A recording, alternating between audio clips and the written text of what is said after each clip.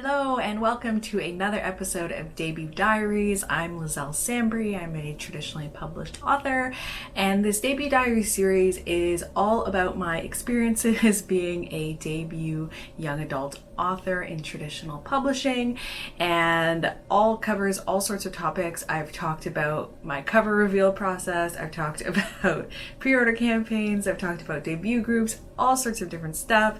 If you want to check out the playlist of everything I've done a chat about, you can check it out there. And today we're going to be talking all about events. So events, I find, end up being a pretty big part of being a debut author, because you are doing events to promote your book. So you want to promote your book, you want to get it out there. You also want to reach out and be able to have a sense of community with your readers. And that's what these live events, or not even live events, there's pre-recorded events as well, can do. So I'm going to be talking about a wide array of events. I'll talk about things like panels, conventions, and also I'm going to include podcasts in here.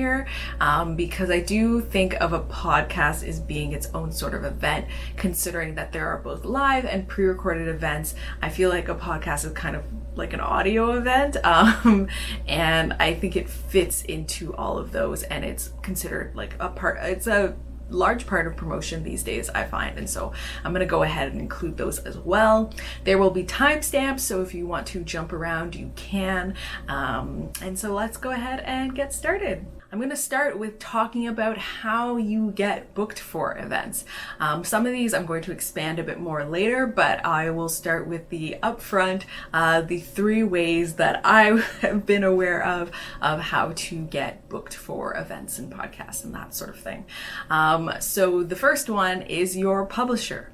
Your publisher, the publicity team is supposed to be pitching you to things. So they're supposed to be pitching you to events, to podcasts, to, bookstores that they know might host events or other such hosts of events. They are supposed to be pitching, so emailing or however it is that they have their connection to be like, hey, this is Liselle Sambury, this is her debut novel, Blood Like Magic, this is what it's about. We think it would be good for X outlet because of X reason, and would you be interested in working together, that sort of thing. So your publisher, it is their job to pitch you to those things, and to drum up that publicity for you. Another way it could come through your publisher is that these outlets are contacting your publisher because they want to work with you. So for example, hey, I saw Liselle's YouTube channel. I think she would be really great for this panel we have talking about dark fantasy. Would you want to participate in that? And then your publisher will relay that request to you with all the information. You say, yes, I want to participate, or no, I don't want to participate. And they will react accordingly, either like relaying your not being able to participate, or by going forward and getting more details and scheduling you in for the event and that sort of thing. So coming through your publisher. However, and then there's the next one. So the next one is that you yourself book these events. So there might be many reasons that you are doing this. The number one reason is your publisher isn't doing anything, or you feel they are doing very little. So if your publisher is not booking anything for you, if they don't seem to be communicating with you in any way about events, that is a reason why people will plan their own events, or they will reach out directly to podcasts or people they know that are doing panels and things like that, and be like, hey, they will pitch themselves essentially and be like, hey, this is my name, this is my book, I would love to be a part of what you're doing, can you please let me know, that sort of thing.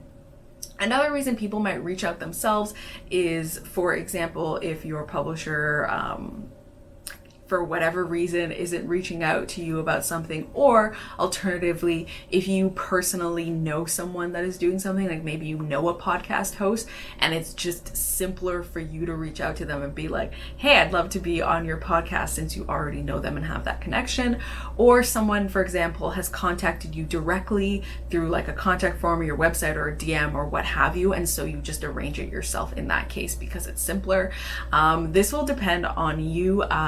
I have since closed my contact form and my DMs, and on my website I do tell people to direct media inquiries to my publicist.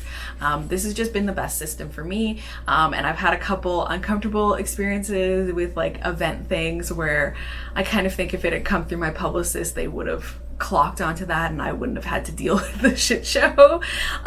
So I direct people to go through my publicist.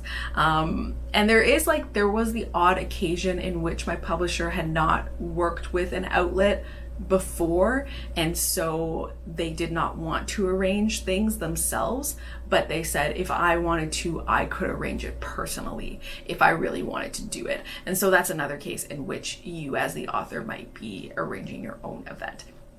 And finally, the last way that you can get things booked is an outside PR company. So some authors will hire an outside PR company. I don't have a good idea of the range of like the cost of this. I've only heard from one person about hiring of an outside PR company, and the price was, I believe, something like a couple thousand, but again, that's only from one person, so I don't know what the range is.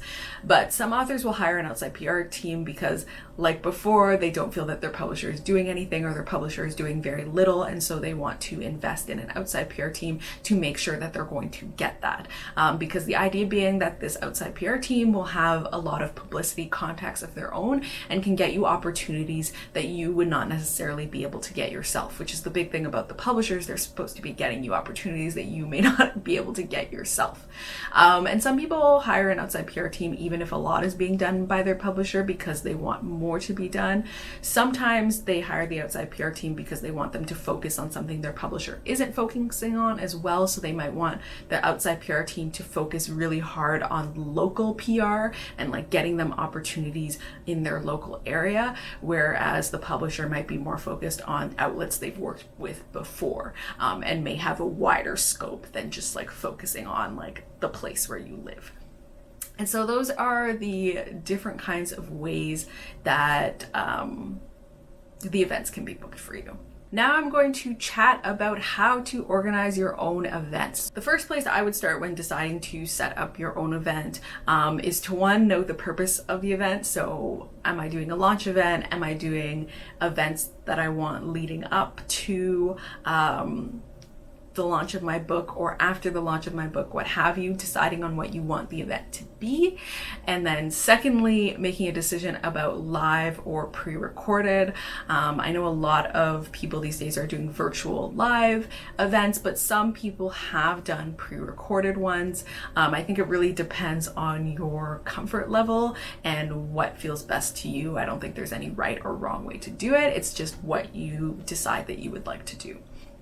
And then once you've decided that, you have to figure out platform. So where is this going to be hosted? Are you going to do an Instagram live? Are you going to do a YouTube live? Are you going to work with a bookstore and do like a crowdcast or some sort of other video live event through them? And it's good to decide that because that will help you figure out, okay, where do you go next? So if you're going to do an Instagram live, you're probably just going to do it on your own platform, on your own Instagram account, and that's fine. If you're going to do a YouTube live, do you have a YouTube channel? Would you need to start a YouTube channel for this? Thinking about that, or are you going to be on someone else's YouTube channel? And then of course, if you're wanting to do something with a bookstore, you now have to think about which bookstore and reaching out to the bookstore and making those connections as well. And so I would say to really utilize the platforms that you already have. So if you don't have a YouTube channel, I don't know that I would go with the YouTube live situation because it's a little bit more difficult. First of all, you're having to create an account, you have to learn a new platform, and you have to figure that all out. Whereas, for example, if you already have an Instagram with like a couple thousand followers on it, you might have a better reach in that case, and more people might be able to see your event. And so that might be the better platform for you. And if you don't feel like you're particularly active on social media, but you have a local bookstore that is, then you can organize something with them, and that can give you a bit more of a push than if you were just doing something on one of your own platforms where you didn't feel like you were getting a lot of reach to begin with, because I assume that you are wanting a good amount of people to come to this event. Next, you also want to think about who is going to be at this event. So is it just going to be you on the panel? Is it going to be you and the bookseller if you're working with an indie bookstore or a bookstore? Is it going to be you and a panel of other authors all talking together? And what are you going to be discussing? Is it going to be you all talking about a topic, like if your book is about witches, talking about books with witches in them and magic systems and world building? Do you want someone to be asking you pointed questions and then have an audience Q&A at the end? Thinking about that format, because you'll have to do more planning depending. So for example, if you want someone else to be there with you, then you have to find someone else. And this is where having connections in the writing community, having friends in the writing community can really come in handy, because then you can find another author that you know and say, hey, do you want to do this event together? It's for my launch, but you can also promote that person's book at the same time. If you're wanting a larger panel, then you would need to know a larger amount of authors. And so great ways to get these connections is to mine the friends you already have who have books similar to yours. So then, you know, the audience that you are bringing into your launch, because it's mostly going to be people coming for your launch, then that person that's joining you can also benefit from having that audience there, especially if your books are similar, because then you're going to have a similar audience who like may be interested in their book as well, which is great. Debut groups is another great place for this. This is yet another reason to join a debut group, because everyone in that group is going to at some point, or for the most part, want to have a launch. And so that's a great space to kind of be like, hey, I'm looking for people to do my launch with me. This is what my book is about. You know, if you kind of have a similar book and you want to do an event together, that would be great. Also, if you know any authors who are further down the line than you, or more established authors, those can also be great people to do events with, because in that case, you might also benefit from their audience, who of course may hopefully be similar to yours as well. And you might get some different readers coming in that may not have necessarily just come to your event, but now that this other author that they know and who they've already read from is also going to be at the event, they might be more likely to come along as well. And so that's where you really gotta mine those resources and try and find those people.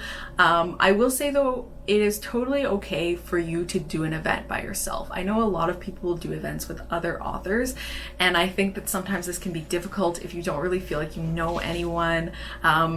And even I've had my own time where I've been freaking out and I've been like, oh my God, we can't find anyone to do this. But it's totally okay for you to do an event by yourself. There are lots of authors who do the event where they just talk, where they kind of solicit questions beforehand and then they answer those questions and it's just them, or they have a topic that they want to talk about, or they want to do a reading or something like that. Totally fine to do that event by yourself. And then also in the case of bookstores, if you're working with an indie bookstore, you can also have the bookseller ask you those questions. So you don't necessarily need another author for that. And even your publisher, you can also try and ask to see if maybe your publicist will come on live or an event with you and they'll ask you the questions. There are many different things that you can do in that case if you cannot find another author to host with you.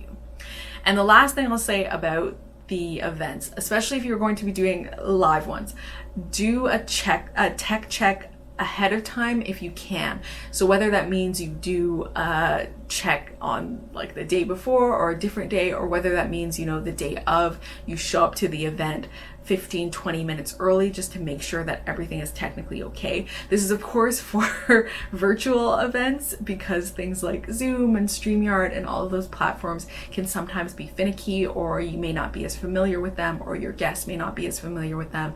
And so you want to kind of come early to make sure that you're going to be able to get everything set up. This is a different case for Instagram Live, of course, because Instagram Live, you just kind of have to hop on.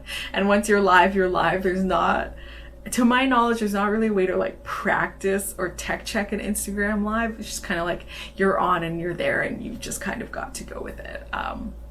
But yeah, those are kind of like my tips for, not kind of, they are my tips for planning events yourself.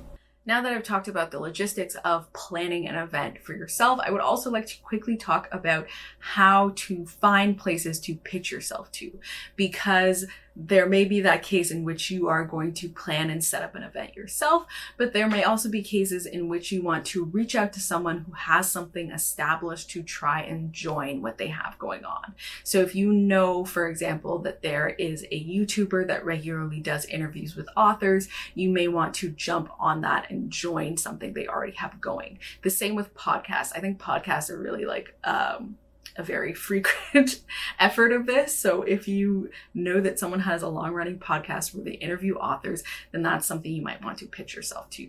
So the first step, of course, is finding these. So a great way to find these is to mine what you already watch and consume. So if you already watch a YouTuber that does author interviews, that's a person you can put down to contact. If you already listen to a podcast that does author interviews, that's a place you can put down to contact.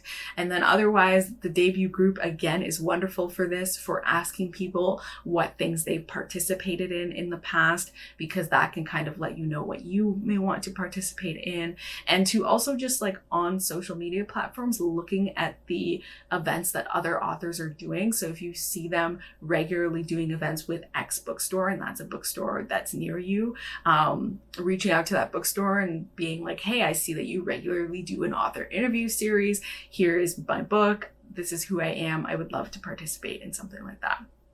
And so many different ways for you to search for those events that are going on. And I will say, as a caveat, to also be careful of the things that you are mining. I wouldn't just like write down every single podcast ever that you see that does author interviews. I think it is important to vet these places to make sure that you are going to have a good, positive experience, because you never know. Truly anyone can start a podcast or can start an interview series or what have you. You want to kind of check out their content to make sure it aligns with something that you would want to do before you dive into pitching them. And then the next step is, of course, the actual pitching. For this, check out whatever that person has in place for contacting them. Usually they will have something that's like a contact form or a business email or something similar in which you can reach out to them. In which case, when you're reaching out, it is like quite simple. You're just kind of saying, hi, my name is X. I'm a traditionally published author. My book, Blood Like Magic, is going to come out on this date. It is about X thing. Just like a really quick summary of what your book is about. I would not put the full like jacket blurb or anything like that in this. Just a quick summary, and then why you would like to participate in what they have going on, and then sending that off. Very, very simple. It doesn't have to be super complicated. I just find that it's just easier to be simple, quick and simple. And that's how I've done it the few times that I've reached out in that case. So in case you're wondering, well, what do I do if I want to reach out for other things? I don't just want to plan my own events. That's kind of the process that I would suggest. And now I want to chat a bit about my personal experience with events during debut year. When I started out in traditional publishing, what was that? I guess the year that I sold the book, because of the way that people, even in traditional publishing, talk about the process, I felt like I was probably going to have to organize a lot of things myself, that I was going to have to find all these places to reach out, that I was going to have to find people to do things with, that I was going to have to do a lot of this stuff by myself. And then basically what happened is I was trying to find places and I was writing a bunch of places down, and then I started to realize that my publicist was setting things up for me, was pitching me to things, and things were coming out of that, or that people were contacting my publicist for things and things were coming out of that. And it got to the point where I realized that, I actually probably don't need to plan a lot of things myself unless it's something I really, really want to do that hasn't come through my publisher. Which was, yeah, so that was helpful to know because I was like, oh, a lot of opportunities did come up. I also learned to communicate with my publisher / publicist about the things I would want to do. So I was thankful to a mentor I had, a more seasoned author that also suggested this, actually multiple, at least two more experienced authors who suggested this as well, suggested asking / telling your publisher the things that you would want to participate and you are open to, just to kind of give that extra push to say, hey, I'm here, I'm available, I'm interested, I would love to do this, and to give that as the signal for your publisher. So essentially what I did was I created an email in which I said all the kinds of things that I would be interested in doing. So I would love to do podcasts, I would love to do live interviews, video interviews, live or pre-recorded, what have you, and just kind of sent that off to my editor because I communicate. In the US, I communicate with my editor who communicates with my publicist. In Canada, I communicate directly with my publicist. I know it's like semi-complicated, but that's how it goes. So I just kind of expressed that those were the things I was interested in with my US publisher, because I think at the time I hadn't contacted my Canadian publicist yet. Just kind of putting it out there. Did it make a difference? Would they have sent those things my way no matter what? Possibly, but I think it's also a way to feel in control of the process and to be like, well, here I put it out here that I was interested in this, and if nothing comes back, then at least I know that I put it out there. But basically all my, I would say like 99% of the opportunities I got for events came through my publisher. So my publicist getting requests from people that came in through them, but also my publicist pitching me to places and then having that come through. So pitching me to conventions, certain conventions. For example, I did a panel with Montreal YaFest, pitching me in the case of my the library section of Simon & Schuster, pitching me there, which is how I ended up involved in the Texas Librarian Association convention, things like that. Or assembly? I think it was an assembly instead of a convention. Anyway, details, but all of that pitching coming through and creating those opportunities for me. So I feel like I was really fortunate in getting a good amount of opportunities, partially from my publisher drumming things up for me and partially from the buzz of my book generated, having people reach out and be interested in doing events with me. And something I will say about opportunities and getting opportunities, I did very much get the feeling that one, connections matter, and two, that visibility matters. So in terms of connections, that was more for like an observation point of view. I think, you know, especially when you are trying to get people to do events with you and your publisher is kind of like, okay, well, who could we get to do an event? For example, for my Canadian launch, in that case, connections did matter. You know, it did matter that there were some authors who I had had a personal connection with, who I could ask and see if they could do the event with me. I think that did make a difference in like the ease of being able to do those things. I think that does matter and it does make a difference. And especially when it came to things like, you know, when I was planning an event myself, like who could I do an event with? There were a bunch of people that I felt I could do events with because they were all people that I knew. And so I do think that that matters, between like opportunities that come in, but also like when you are trying to plan things, it does matter and it does make a difference. I do think that it would be a lot harder if I was a person who wasn't already kind of entrenched in the writing community. Would not be impossible, and I could still promote my book. I could have done things by myself, but it did make it easier to know people. I think that really made a difference in my experience. And then visibility.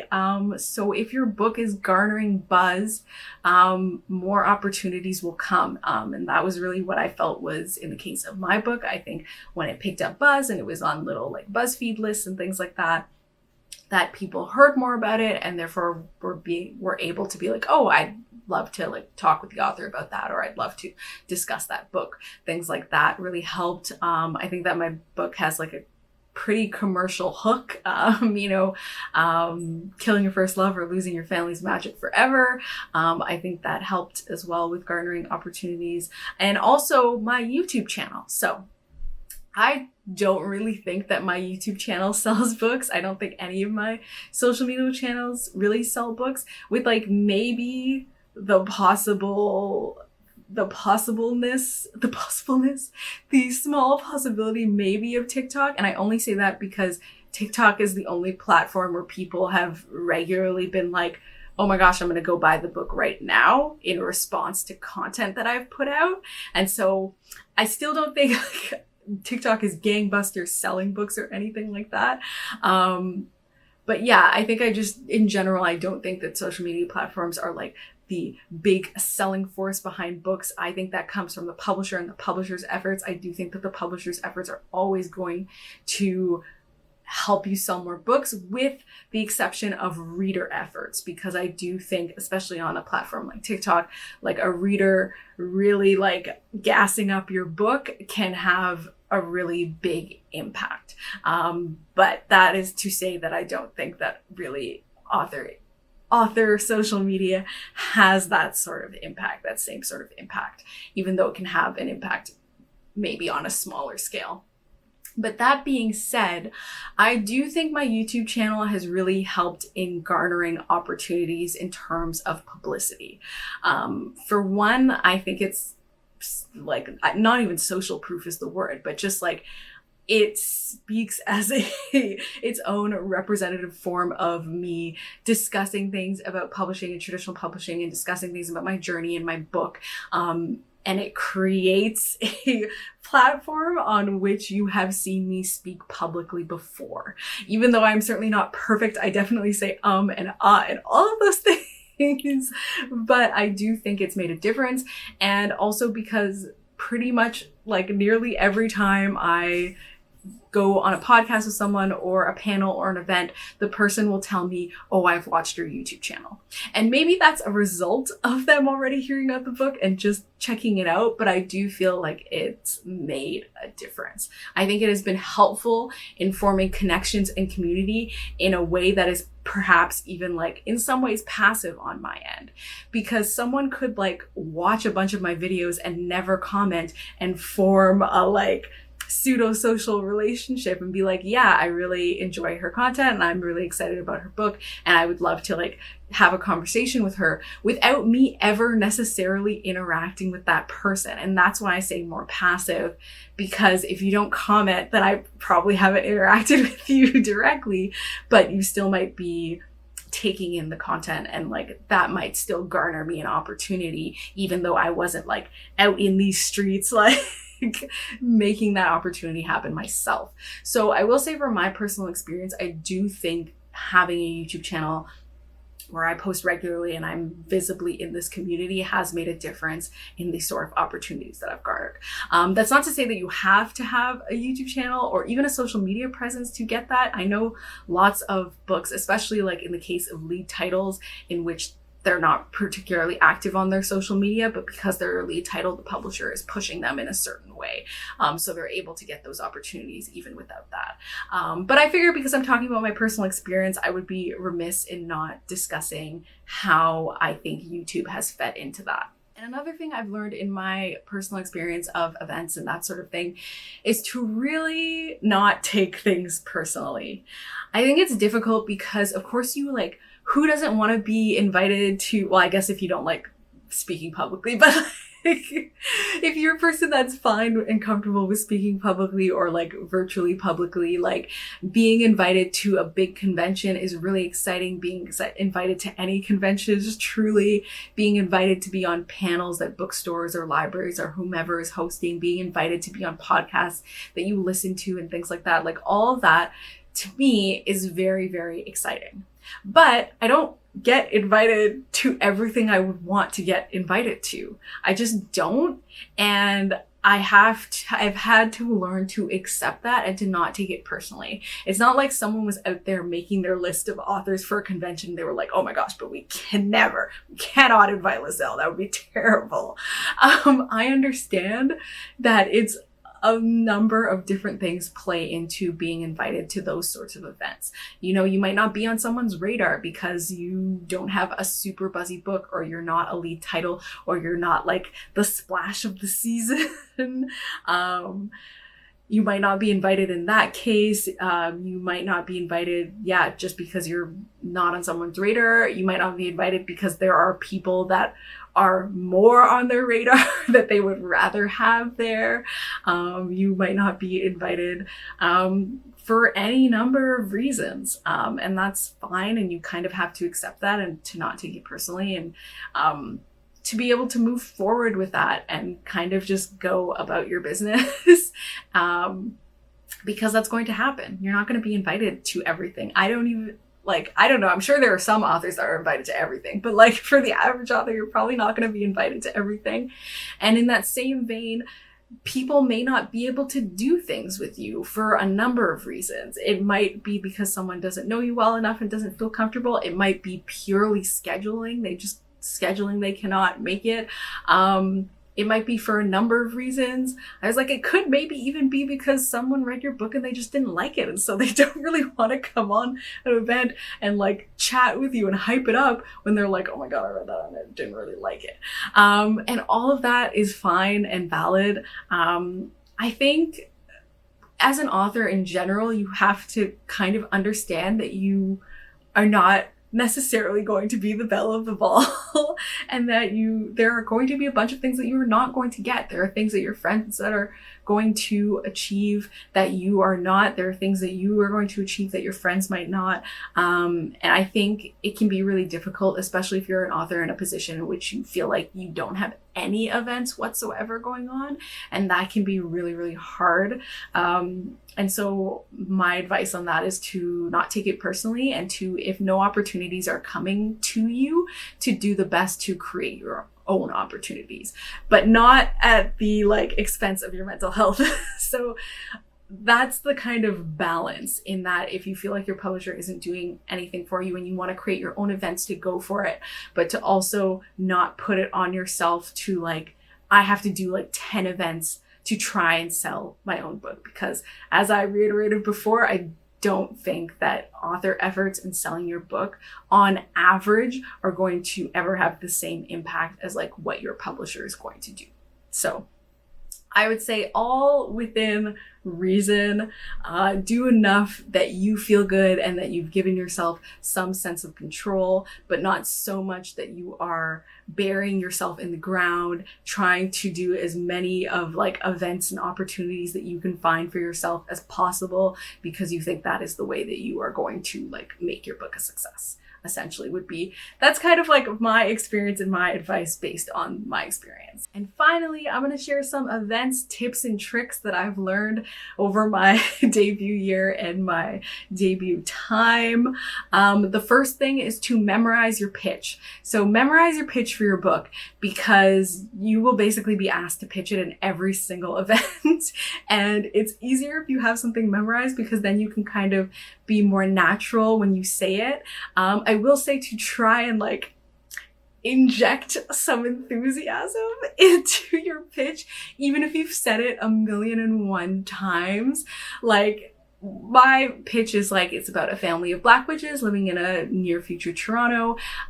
In particular, 16-year-old Voya Thomas, who is given the impossible task of either killing her first love or losing her family's magic forever. And I forced myself to slow it down and to inject some enthusiasm into it, even though in the back of my head, what I want to say is, it's about a family of Black witches living in near future Toronto. 16-year-old Voya, she has to either kill her family or lose kill her family, oh my god, kill her first love or lose her family's magic forever.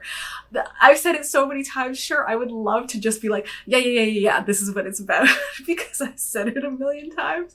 But you can't do that, because when people the reason that these questions come up all the time, what is your book about and what was your inspiration for the book, is because those are the things that people most want to know about.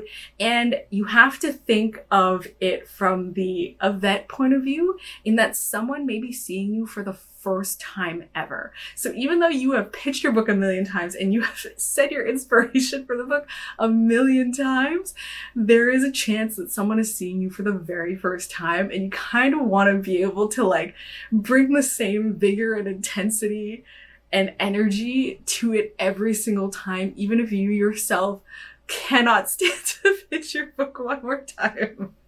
And I know some people will like try and like do variations on how they pitch their book as well. I tend to do the same sort of pitch because I think it's a strong pitch, and I think it kind of brings in everything that I care about. And then sometimes if I need to be longer, I can like expand. So I have like an expanded version in which I like say a bit more of like basically the back cover blurb, and I add that into it. And then I have the super quick pitch in which I like pull back a little bit. So like it's great to have your pitch memorized and to have a couple of variations memorized, and also to keep the same energy if you can. This is specifically a tip for launch week. I would say, and publishers have been saying this too, to try and limit your launch week events to like one or a couple, but only if you want to. If you want to have 5 events on your launch week, regardless kind of your publisher's feelings, you can still have 5 events on your launch week if you want. So you can do however many you want to. I just think like for me, I almost like, I think in the future, I would probably just do like 1 event, maybe 2 for the whole week. Just to like focus your efforts and focus your energy, because launch week can be really busy sometimes. And so you kind of get to focus your effort. And I find that like, I don't know, I found that even though I had a pretty chill launch week and launch day, towards the end of the week, I was starting to get fatigued and tired. And then I still had an event to do and it was still fun. And I had a lot of fun and I thought it was awesome, but it like, I started to feel fatigue. And so I do think there is like a benefit to having like a smaller amount of events during your launch week. But also if you're wondering why publishers were saying for people to have smaller amounts of events, again, this depends. Like if you're a big author and they've organized a tour for you, they want you to do that tour. But I think the reasoning of the smaller amount of events that I've heard is that for virtual events, people tend to drop off. So they'll come to the big launch week event, but then because they've seen you there, they tend to drop off on attending other events. And so then you can focus your efforts on one event and have a bunch of people come to that, instead of experiencing that drop off. So kind of a number of reasons to, suggest maybe considering just 1 or 2 events and focusing in on that. But again, as I said, if you want to do a big tour and you want to have a bunch of events, go for it, because it's your launch week. And especially when you're a debut, you're only going to debut in like that age category that one time. So if you want to do all those events, go ahead and do them. But I also say this, if you're thinking that you have to do a bunch of events and then you're organizing all these events because you feel like you have to, no, you could do 1 event and it will be perfectly fine. And also you can do your event after your launch time, because some authors I know couldn't do launch events during their actual launch week for whatever reason and were made to do it the next week. And from what I've heard from those authors, like it was fine. It was fine. So don't worry too much if you can't do a launch event during your actual launch week or on your launch day. I think if I was like in the next year for my book, my Canadian team organized that launch for me and it wasn't on my actual launch day and I felt like I needed to have something on my actual launch day. I think in my next year, if my publisher organized something for me and it wasn't on my exact launch day, I don't think I would organize another event. I think I would just leave the 1 event and be fine with it. But I know, especially like when you're a debut, there are certain things that you might be emotionally attached to that you really want to do, in which case you should do it. Another tip, while we're on the kind of topic of tours and book tours and like how to get a book tour, I'm going to share a secret with you that I, heard from another author, which is if your publisher doesn't arrange a tour for you, you can arrange your own tour and no one will know. Anyway, no one will know whether your publisher arranged it or whether you arranged it. You can still call it a book tour. There is no special, like, you can only call it a book tour if your publisher arranged for you to do it. If you do it yourself and you want to call it a book tour, you can, and it doesn't matter. So you can arrange, like, 4 or 5 events, and you can call that a book tour, and you've arranged it yourself. So you can still have a book tour. You aren't denied a book tour just because your publisher didn't do it for you. You can do a book tour yourself. Something else I will say is you can say no if you want to say no. So for example, if your publisher is like, hey, do you want to participate in this event? It's okay for you to say no to that. If you are tired, if you are burnt out, if you feel like your deadline is looming too close and the idea of having to prep for this panel or podcast or what have you and meet your deadline is stressing you out, or if you just don't want to, if you just like don't care to do that event, if you aren't really interested, if you don't think that's going to be, positive for you, you can say no, and it's totally fine. And your publisher will then just relay, okay, this isn't going to happen, or they aren't able to do this at the time, and that's fine. And that's totally fine. So you do not have to say yes to everything. And in fact, I know authors who said yes to everything who later were like, I really regretted that because I was so tired and I was so burnt out, but I felt like I needed to do everything. So I said yes to everything, even though it was really difficult for me. And also for events, especially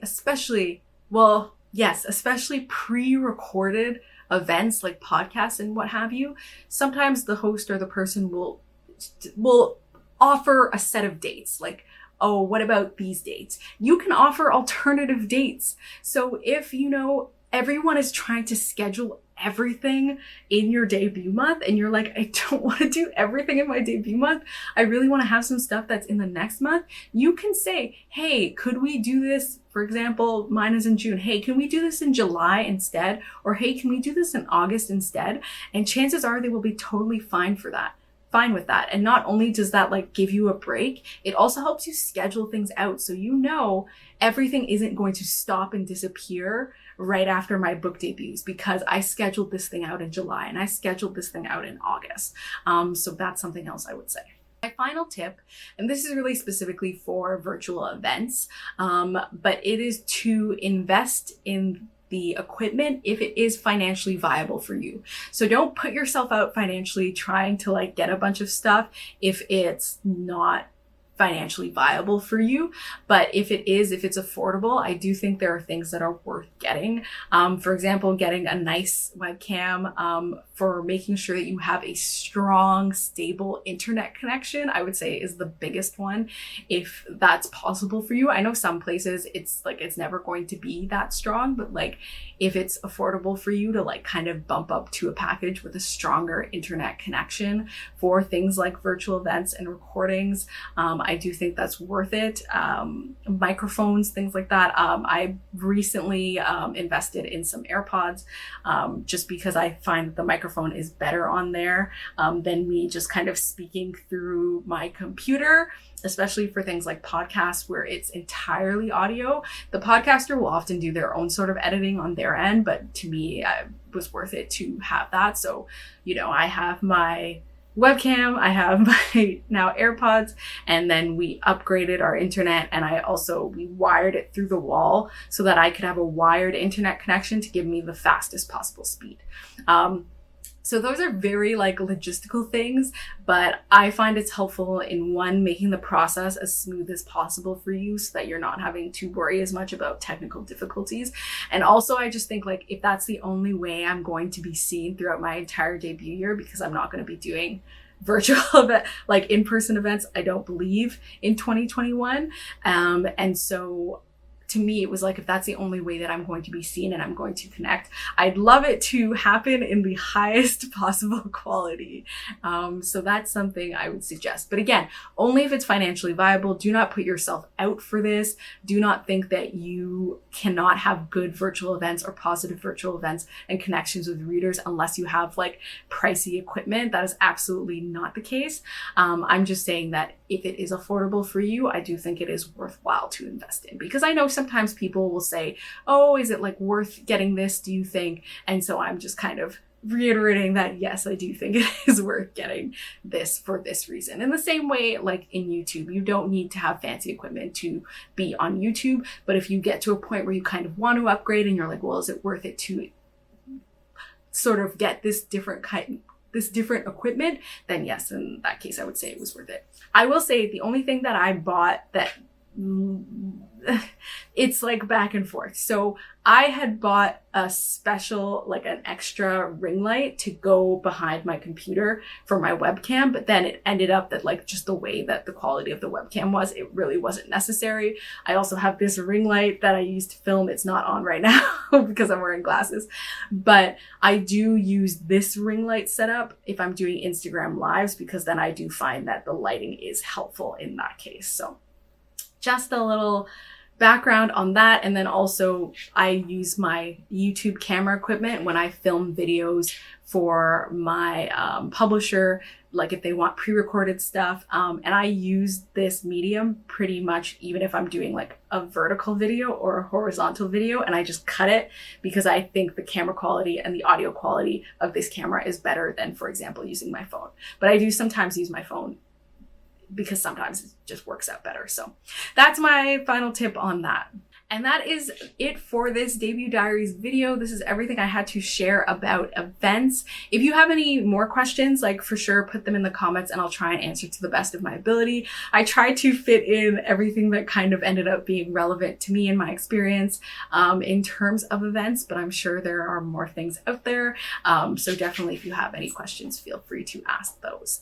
And if you like this video, please give it a thumbs up. If you haven't subscribed already, please subscribe. And thank you so much for watching. Bye.